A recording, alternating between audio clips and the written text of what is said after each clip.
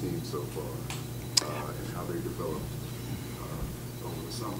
Sorry about that. We got a sick kid. That was my.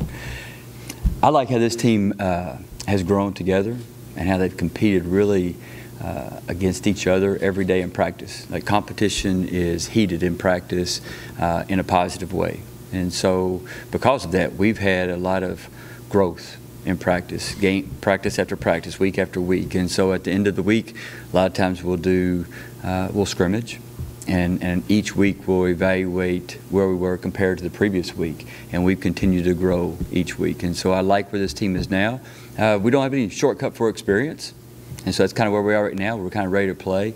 I heard you ask the girls any game that they got circled for the first game, and we're going to scrimmage on Sunday. So that's the next focus is our game on Sunday. Even the girls said that they're taking being ranked second personal. Just to see that fire out of them to where, you know, just under first place is still kind of lighting the fire. What's your reaction to that? Yeah, we talk about, like, that's somebody else's opinion of us. That's not our opinion of ourselves. And so whether they pick us 12th or 2nd or 1st, you still got to go out there and play. You still got to go out there and show what your opinion of yourself, what your hard work has done, and don't put a lot of stock in what somebody else has said, whether it's positive or negative. And so you know, I guess it's nice to be picked at that point, but it doesn't matter. It's hollow. I think we talked about this the other day. With all the change that's in this conference and with the other sports, in a way it kind of stays the same for you guys, because I think it's 4 of the top 5 That's right. from last year are back this year and bring back a lot of stuff. So you got to expect this conference to be pretty competitive this year. I think the top is still very competitive. I mean, and you know, like you said, 4 of the top 5 are back. The one team is not, but you bring a team that finished second, Liberty and the A-Sun, and so I think that this conference is still just as competitive, if not more so than it was. You know, last year you preached a lot about defense and throughout the year. You know, where is that at right now? You know, that's not going to change. Everybody likes to talk about the offense, and we broke records we led the conference in scoring, 74 points a game. We broke records with 3 points, but that all comes from the defense and really driving on that. And still, we're working on that. I like where this team is right now. I like some of the things that they're doing. There's still things we've got to get better at. But I like how they're playing. Maybe even a more. We were very disruptive last year, averaging 20-some turnovers a game. We turned everybody over, breaking the record in steals. So we were disruptive. But I like how this team right now is a lot more cohesive as a team. And so I think the team defense might be a little bit better than it was last year. Last year, you know, a little bit of a rougher start, and then things just started to go into flow during conference time. What do you guys have to do to, you know, start off the season strong and continue after that? Good question. I mean, the short answer is win games. But now, the one thing I can say about our non-conference schedule right now, it's as tough as it's been since maybe before COVID. We've always played a tough non-conference schedule. If you look at our strength of schedule over the years, we're always 1, 2, 3 in the conference in strength of schedule, and especially non-conference. And once again, we've got a tough non-conference schedule. I think that's, you want to get challenged. You want wins, but you want to get challenged. You want to see where your weaknesses are. You want to see where your strengths are and what you can get better at as you head into conference play. So, you know, the short answer is we just got to come out of the gate maybe and play a little bit more solid in the beginning. But I like the resiliency of this group. Even in practice, when things don't go right, they don't quit. We keep playing hard, and that's what you want everybody to learn. Is just things aren't going to go right all the time. So just suck it up and keep playing. To follow up on that, though, last year you kind of said before the season and even earlier in the season, this team is a work in progress. It's going to take a while to get going because we've got so many different things going here. Do you feel like there's a little more cohesion going into this year compared to last year, or is it again one of those things where you're kind of going to get? Yes and no. I mean, it's a great observation, and there's two sides to it. Yes, the 2 young ladies you just talked to, I mean, have a lot of the most experience, and so that part's positive. We still have some newcomers that are fitting in and learning and learning how we play and learning their roles, and so I think that part is still to be figured out a little bit as we play games. Some of that will be defined once the lights come on. Sometimes things are different than they are in practice. So I think we've got some great returners. We've got some good experience. not a whole lot of depth of experience, but we also have some great new additions. And so I think that, again, we'll find out pretty quickly where we are. And we'll continue, like always, it'll be a work in progress and just see where our ceiling is. What do you think those new additions bring that maybe we haven't seen before? Yeah, size. Number one, that was the number one goal, is to make sure we get a little bit longer, a little bit taller, a little bit bigger.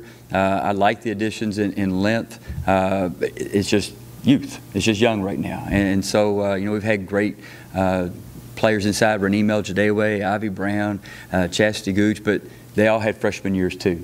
And so we've got some great young ladies in Jalen Brill and Caitlin Staley that are going to be really good players, but they're freshmen too. They've not played a college basketball game yet. And so they're going to be good. They're going to really be good additions to our team. But we've got to keep teaching, keep encouraging, keep building, and kind of hang in there with them as they go through this learning process. You had a freshman last year that really kind of found herself, thrown in the fire, responded. Obviously now she's a preseason conference pick. What do you see from Acacia last year that was so big for you guys? And when you kind of tip the iceberg, tip of the iceberg with her, what do you see she can be going forward? Did you ask her that question? I did not. You should have asked her that question. I can tell you what she would have said. Coach doesn't fuss at me as much about defense as he did last year, because last year she couldn't guard the door. And so now she's doing a great job of staying in front of the ball, getting it to help. So she's doing all that. And one of the things I love the most, other than she's playing a lot better defense, she'll go over and tell the freshmen and talk to freshmen, it's all right. He did that to me last year. You're going to get it. And so she's real encouraging, supportive, and giving great instructions. The other day she got fussed at, and she said, "Coach, did you have to fuss at me all the way across the floor?" I said, "Well, I was on this end, you're on that end." And so that's the way it goes. But she's really improved her defensive. She's always had a high basketball IQ. It's just she wasn't necessarily expected or had maybe the instruction to play defense at a high level, and now she's really adding in that area. Well, it's not completely the same group. What do you think, though, the run you guys made last year to get to that conference championship game, to get to play a postseason game, what do you think that's kind of helped this team maybe drive them going forward this year? I think last year, we wanted to win a championship. Every year we want to win a championship, and they were a lot disappointed that we didn't win a championship.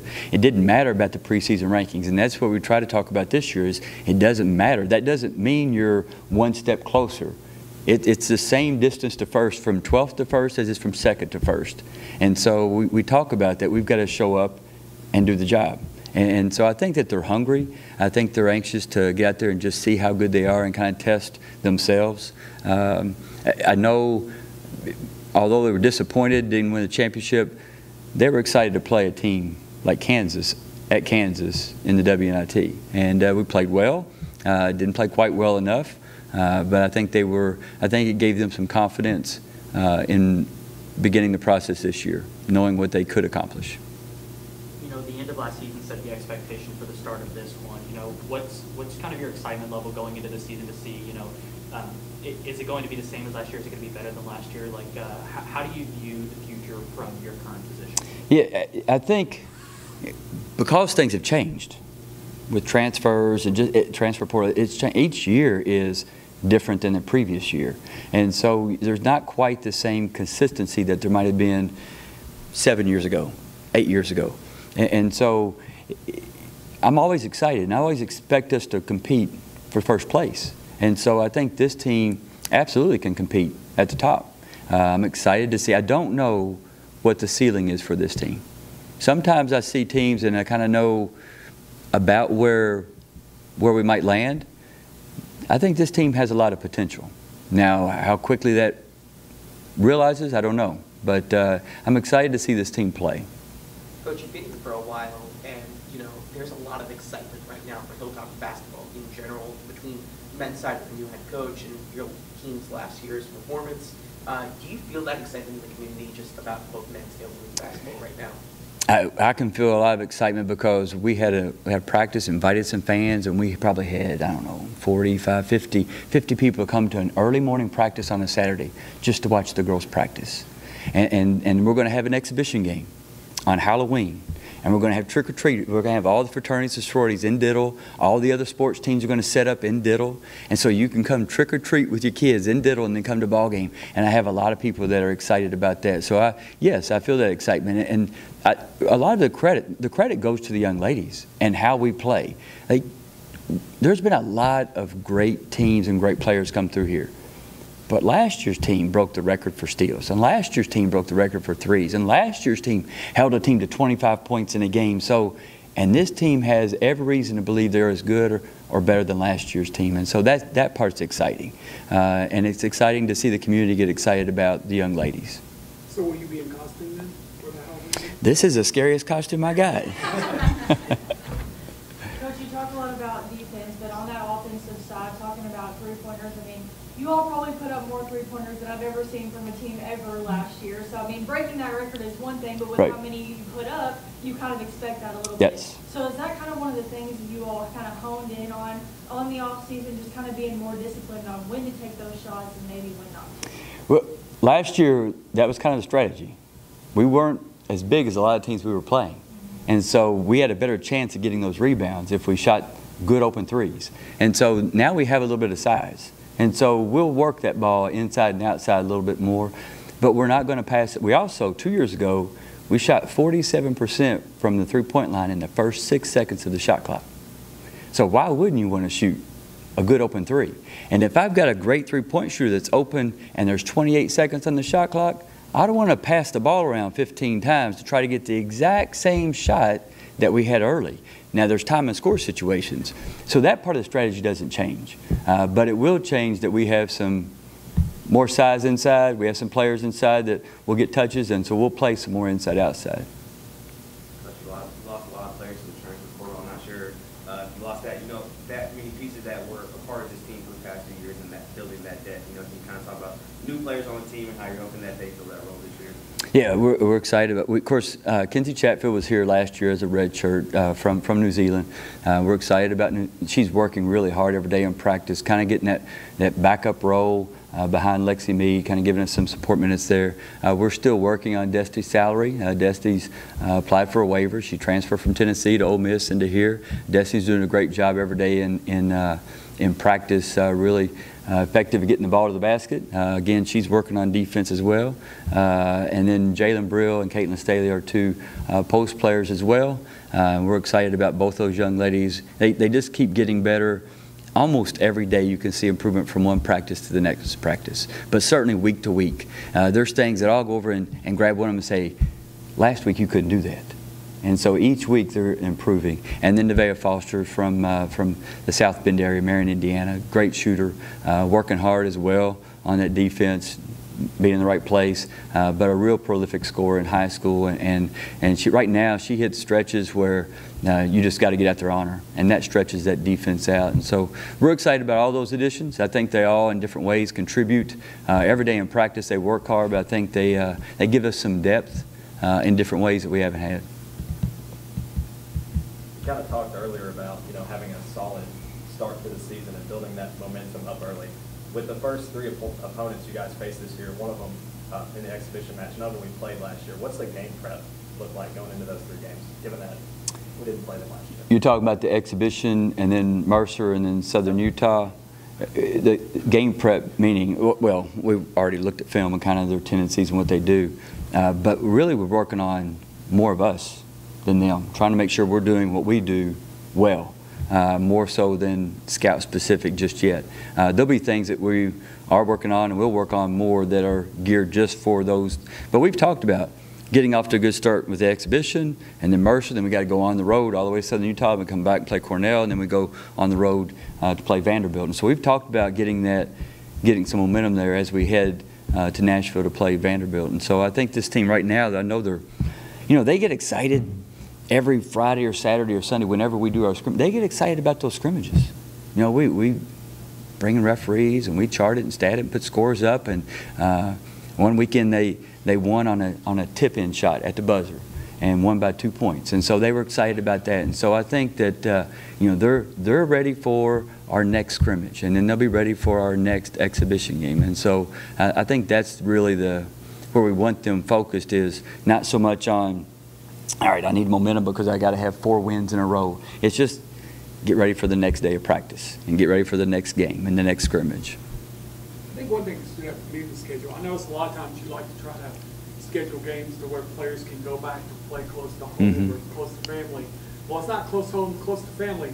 At Oregon State, what's kind of interesting with someone that used to play there, was that done on purpose with Therese? Or No, it was not done on purpose. It really had nothing to do with the fact that she transferred from Oregon State. It just worked out. There's some other components to that, but that worked out to get a chance to go play a really good team on the road there, and it just was a coincidence. I bet she liked that coincidence, though, didn't she? I think she'll be excited about it when we get to that point. Right now, she needs to be excited about practice at 3:15. Because when you lose, 5+ players to the transfer portal, I guess I didn't get to ask the girls this, but do you kind of put that pressure on those returners, those them, Teresa, you kind of put that pressure on them to kind of show, the new incomers, the way of, letting talk basketball and how things go around here. But do you feel like that there's a lot of pressure on those girls to fill that void? Yeah, I guess pressure could be positive or negative, and I don't really view it as a negative pressure. They've been very supportive of the newcomers, whether they're transfers or freshmen. They've been very encouraging. They've done a lot of activities and things outside of practice that involve just team chemistry and building that. I really like the chemistry on this team. I think when you see us practice, when you see us play, you'll see that.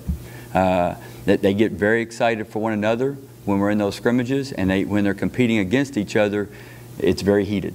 And so I think that for that to be positive is encouraging. That's a good sign. We talk a lot about the growth of players, but how would you describe the growth that you're on, your journey in your coaching? And how, maybe some of the ways you've improved as a coach and some of the things that you've learned and the ways that you've grown? Well, I've tried to make sure that the focus, I try to make sure the focus is not on me. The focus is on the girls, the players. And that's really the most important thing, is that this is their moment, and to grow and to shine. This is their moment to play, and this is their dream. And really my dream is to see their dream. I'll tell you what I always tell parents and recruits. Number one, the most important thing is that your daughter's safe, that they're in a good place and they're being looked after. Number two, that they're going to get that education, that they're going to class, they're going to be in study hall, and then number three, that they're going to grow as a basketball player. And we try to keep those priorities all the time. And so I think as a coach, the thing that I've changed or adapted, we talk about it often, coaching at other universities and even here for the first 5 or 6 years, like we ran a lot of plays. We ran a lot of plays. At Louisville, we ran a lot of plays. At Arkansas, we ran a lot of plays. Even here, we ran a lot of plays. Now we spend a lot more time in practice teaching how to play, and there's a reason behind that. And I don't want to get into the details of that, but there's a reason. And we do spend more time in practice on how to play and how to play together, and a lot less time on you go here and stand there and you wait for this to happen. A lot less of that and a lot more of play. And so I think when you watch us play, you see a lot more fluid game. And you see the girls making a lot more of decisions on their own. And I think that leads to a more enjoyable game to play and a lot more fun to watch as a fan. And so that's a change for me. It took a lot of study, a lot of research, a lot of adaptations to practice, and we've continued to evolve and grow this thing as we're doing. I like how we play. I like that, there's not a lot of teams that can come back from a significant deficit, 19 points in a quarter. There's not a lot of teams that can go out there and put up, 12, 13 threes in a game and make them. And there's not a lot of teams that can turn people over 20 times a game. And so that all adds up to a fun way to play basketball. It's probably the way that we all started playing sports. We didn't play sports in the beginning with the coach telling us to stand here and go over here and wait for this. We just played. And so we spent a lot of time trying to make that and really make that fit with the team concept. And so that's the most that I've changed. But the focus has always been on the girls, on the players. You talked about those 19-point comebacks. I mean, I feel like there are a lot of, you know, fourth quarter, last possession, you know, last two possession wins last season, a lot of comeback wins last season. You know, it's nice to have, you know, some returners who come back who've been a part of those games and know what those feel like when it, and for those new folks who haven't been a part of this conference yet and get to experience something like that. That you learn not to quit. That you don't know, you know, you might be one step away from success, but if you stop on that step, you won't know. And so you got to keep on climbing, you got to keep on fighting. And so I like that we've got kids like Acacia and Lexi that keep on fighting. They don't give up. And that whole locker room, that whole practice is full of players that'll just keep on fighting. And so that's something we do in practice.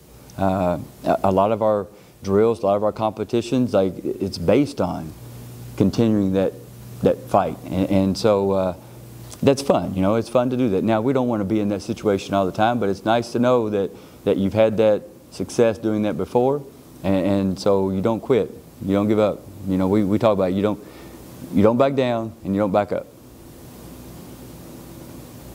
Anything else? Thank you guys for coming. I appreciate it.